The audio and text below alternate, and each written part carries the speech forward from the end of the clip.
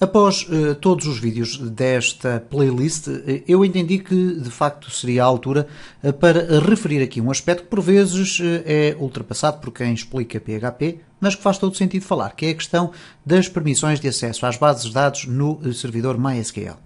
Como vamos ter a oportunidade de verificar, para que qualquer aplicação web, seja ela um fecheiro script criado por nós, ou seja uma plataforma como WordPress, etc., necessitam obrigatoriamente de uma base de dados MySQL, ou pelo menos uma, e um utilizador que tenha permissões de acesso à base de dados. Eu vou-vos mostrar neste vídeo como é que nós podemos fazer a gestão dessas permissões e quais são os cuidados que devemos ter para que as nossas plataformas funcionem corretamente.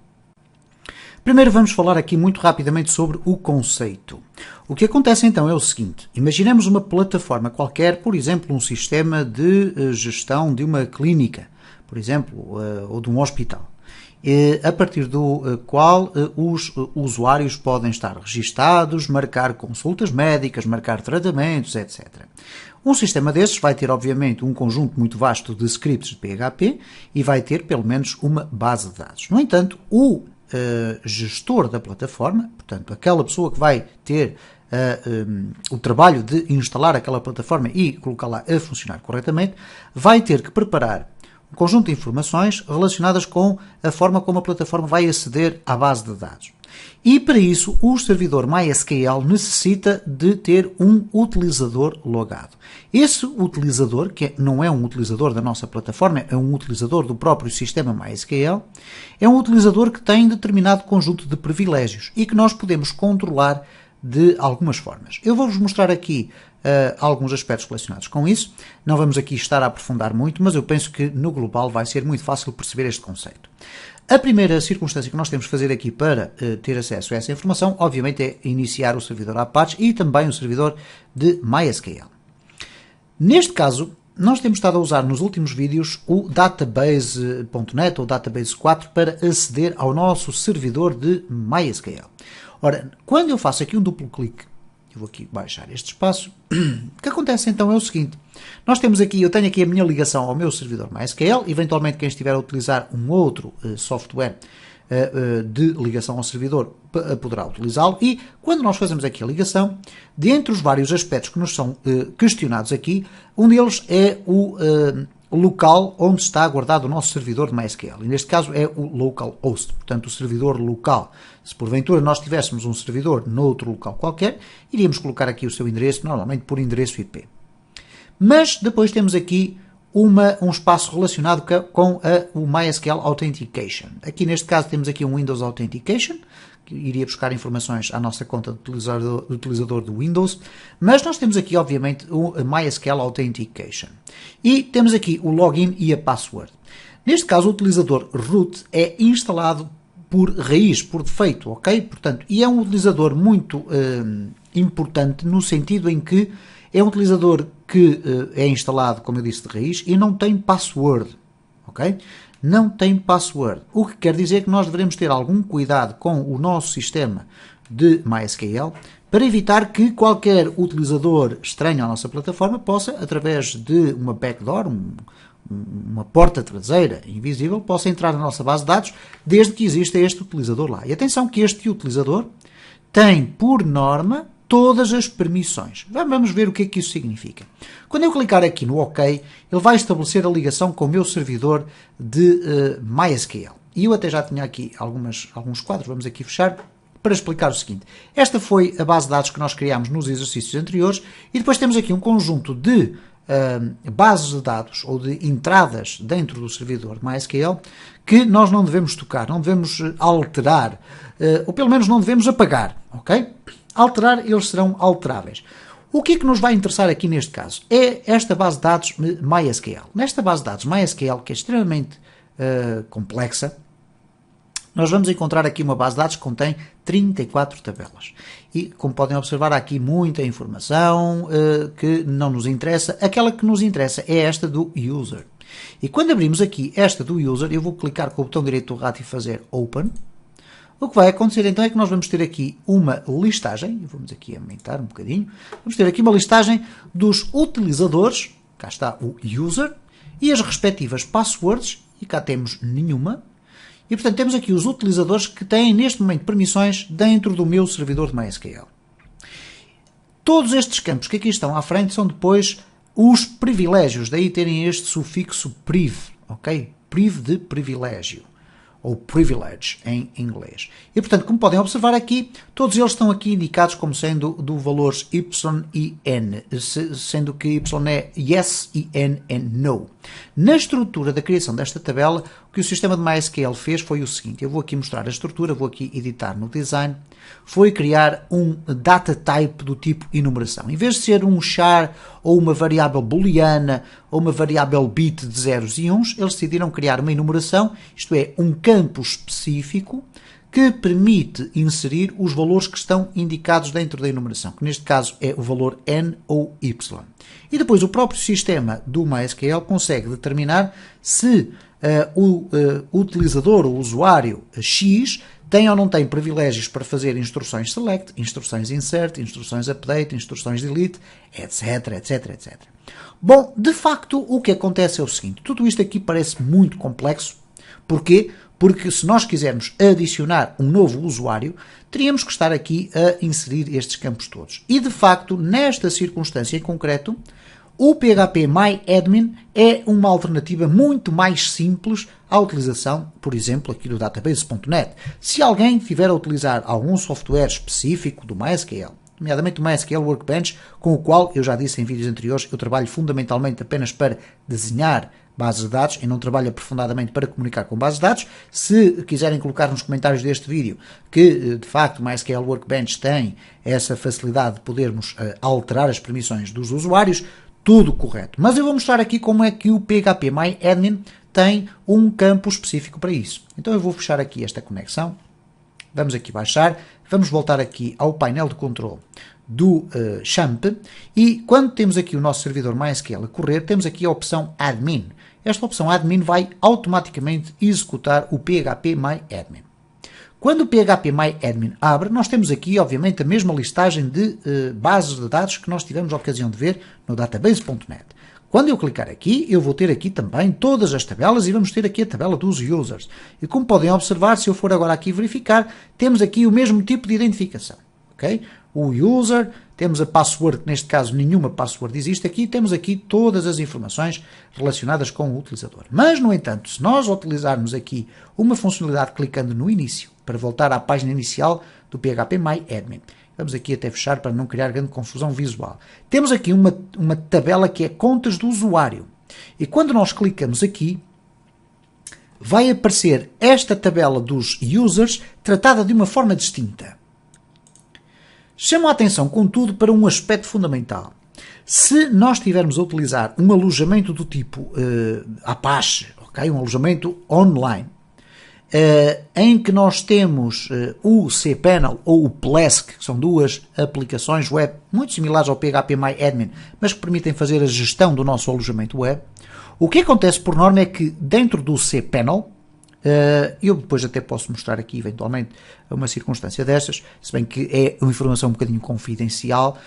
O que acontece então é o seguinte, dentro do cPanel existe também a possibilidade de abrirmos o PHP MyAdmin, mas não com esta funcionalidade das contas do usuário, porque esta funcionalidade está inserida dentro do cPanel. E dentro do cPanel nós temos a possibilidade de inserir de uma forma ainda muito mais simples usuários para a nossa base de dados. Okay? Mas aqui, como é que nós procedemos então às adições de usuários? Nós temos aqui a possibilidade de adicionar um New User Account, uma nova conta de usuário.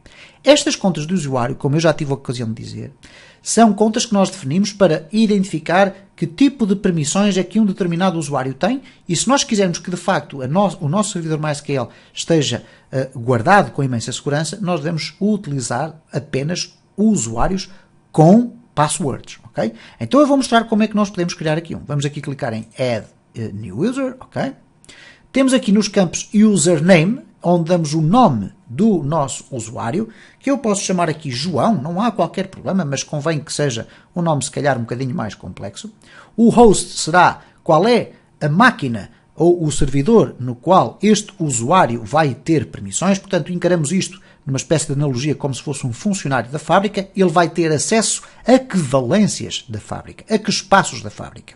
Então eu vou dizer que é aqui na máquina local. Ele vai colocar o localhost porque é normalmente este o valor mais utilizado. Depois temos aqui a palavra passe.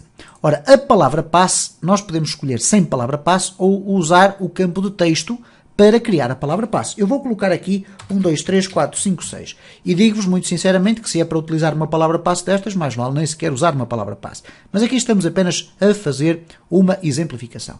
Em baixo eu terei que confirmar a palavra passe. Se eu aqui colocasse sem palavra passe, ele não vai colocar palavra passe. Vai criar o usuário, mas sem palavra passe. Então eu vou colocar a palavra passe aqui. 1, 2, 3, 4, 5, 6. Ups, eu acho que carreguei mal. 1, 2, 3, 4, 5, 6. Em baixo vamos ter que confirmar copiando a mesma palavra passe. 1, 2, 3, 4, 5, 6. Não temos que mexer em rigorosamente mais nada disto. Se quisermos utilizar o sistema de geração automática de palavra passes, podemos usar aqui. Ele vai colocar aqui uma palavra passe completamente estranha, mas podemos fazê-lo. Aqui nada a mexer. E depois vem aqui então a parte dos privilégios. Aquilo que aparecia na tabela com N's e Y's está aqui identificada de uma forma visual, o que torna muito mais simples a possibilidade de nós podermos definir quais são os privilégios que nós queremos dar ao nosso utilizador. Ora, no caso de nós querermos dar todos os privilégios ao utilizador, nós poderemos clicar aqui em Check All e automaticamente todos os privilégios estão atribuídos. Ok? Aqui, se eu quiser identificar unitariamente cada um dos privilégios, eu removo o Check All e posso escolher um a um. Como podem observar aqui, o que é que acontece? Ele tem aqui 3 colunas fundamentais, que é a questão dos dados, o acesso aos dados, e nós temos aqui as instruções de MySQL Select, Insert, Update e Delete. Ora, se nós quisermos, podemos inclusive fazer Check All, mas, por exemplo, queremos apenas que o usuário ou melhor, vamos fazer um check-all, vamos remover e vamos dizer o seguinte, que queremos que um determinado usuário de acesso às bases de dados não tenha permissões para fazer alterações à base de dados, só possa ler informações. Então só iríamos ativar aqui o select, ok? Ele só poderia fazer queries que não devolvam, ou melhor, queries que devolvem resultados e, portanto, não pode fazer alterações, eliminar registros, etc. Não é muito frequente, eu chamo a atenção para isso, não é muito frequente tratar-se deste sistema de usuários de uma forma distinta entre neste caso, em colocar aqui privilégios muito determinados, ok? Só em sistemas muito mais complexos é que é necessário estarmos a formular ou formalizar esse tipo de privilégios. Normalmente o que acontece é, para evitar que os usuários que estão no nosso sistema estejam completamente desprotegidos e, portanto, sem password, nós criamos um novo usuário com o nome que nós quisermos, fazemos aqui um check all para ter todas as permissões, deixamos ficar a zeros porque remove o limite, o que quer dizer que, imaginem que nós queríamos que um determinado usuário, por alguma razão que vos viesse à cabeça, só poderia fazer 10 queries por hora.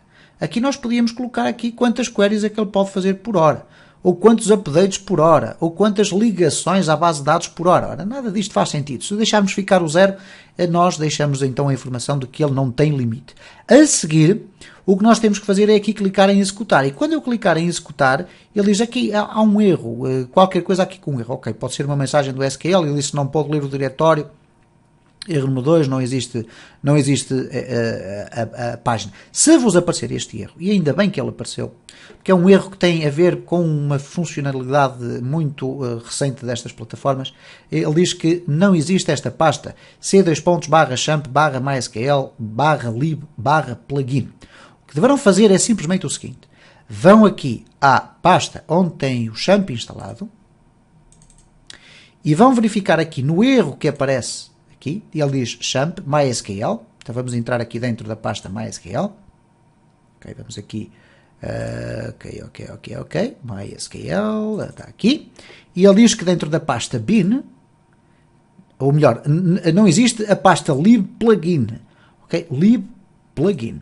Ora, a pasta lib não existe e obviamente o plugin também não, então vamos criar aqui uma nova pasta chamada lib, e dentro desta pasta vamos criar uma pasta plugin. Ok? E à partida, sem mais nada, isto vai ficar a funcionar corretamente, ok? Vamos aqui clicar no Edita, vamos aqui Nunca, temos aqui então, vamos voltar aqui à conta do usuário, portanto, nós não temos aqui o nosso usuário criado, criar Add New User Account, João, localhost, 123456, 123456, todos os privilégios, puxar ao fundo, executar e está feito. Vamos aqui ver nas contas dos usuários o que é que aconteceu. Reparem que passou a existir aqui João e muita atenção. Por algum motivo aparece aqui na password ou na palavra passe ou na senha, como lhe queiram chamar, a expressão não escrita a vermelho. Significa que estes usuários, root, por exemplo, têm um acesso a todos os privilégios, mas não tem password e, portanto, temos o nosso sistema desprotegido. Deverão ter atenção a esse aspecto sempre que prepararem as vossas plataformas para funcionarem online. Se gostou deste vídeo, deixe o seu like, subscreva o canal, partilhe nas redes sociais e deixe ficar o seu comentário. Todas as sugestões e informações complementares são sempre bem-vindas.